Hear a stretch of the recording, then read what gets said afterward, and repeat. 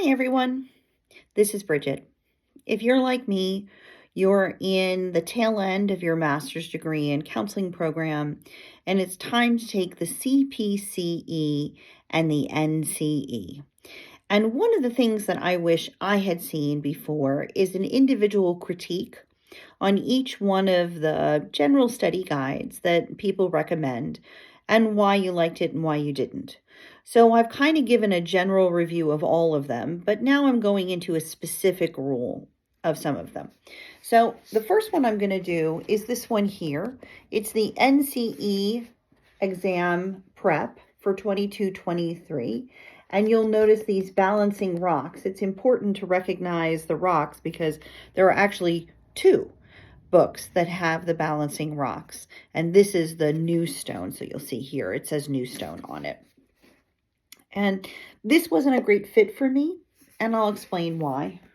So first of all, when you look through this, I was expecting to see the 8 CACREP areas, and they have it broken down, but they have it broken down based on the way they look at the data, as opposed to the way CACREP looks at the data. So they have it broken out into 23 chapters instead of 8 content areas. So that for me was a disconnect. I was trying to reconcile how they were using this, so I went back into the back because I was hoping to see an index so that I could cross-reference, and there's no index. There's no glossary. There's no anything that would allow you to look up information if maybe you'd heard it in one area and wanted to cement it in another area. So again, that was kind of strike two. In general, I don't particularly like books that are bound like this because it makes it more difficult to, if you have one page that's just a really great page and you want to add it to your overall discovery information, that's not possible. And the final thing that I noticed is if you're mentioning a document, at least show the first page. This is particularly true of any of the assessments. So whether it's the WIPPSI or the WISC, etc., if you had a first page, it would at least give you an idea, oh, right, that's the document that they're talking about.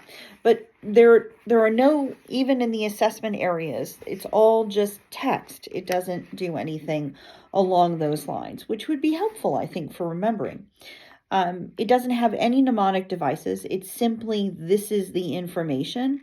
And especially in the research space, it would have been more helpful if they had had some graphs and charts to explain ANOVA, MANOVA, chi-test, t-test, and etc.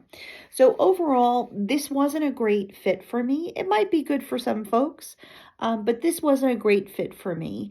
And in the next couple of reviews, I'll give more information about the stuff that was good for me. So hopefully this is helpful for you.